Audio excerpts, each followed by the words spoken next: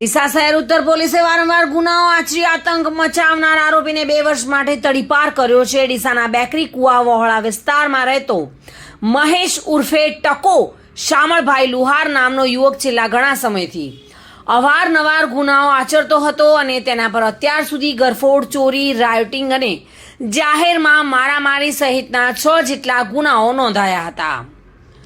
વારંવાર ગુનાઓ આચરી સમાજમાં આતંક ફેલાવનાર ડીસા શહેર ઉત્તર પોલીસે આ આરોપી સામે હદપારી માટેની દરખાસ્ત નાયબ કલેક્ટરને કરી હતી, જેથી ડીસા નાયબ કલેક્ટર અને સબ ડિવિઝનલ મેજિસ્ટ્રેટ નેહાબેન પંચાલે આરોપીના ગુનાઓની હિસ્ટ્રી જોઈ આરોપી મહેશ લુહારને બનાસકાંઠા, પાટણ, મહેસાણા અને સાબરકાંઠા સહિત 4 જિલ્લાઓમાંથી તડીપાર કર્યો છે।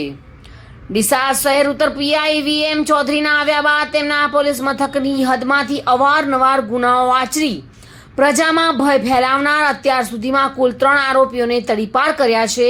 અન્ય પોલીસ મથકમાં પણ અનેક ગુનાઓ વારંવાર ગુનાઓ આચરી આ ગુનેગારો સમાજમાં આતંક ફેલાવે છે, ત્યારે આવા રીઢા ગુનેગારો સામે પણ કાર્યવાહી થાય તો શહેરમાં શાંતિનો માહોલ બન્યો રહે।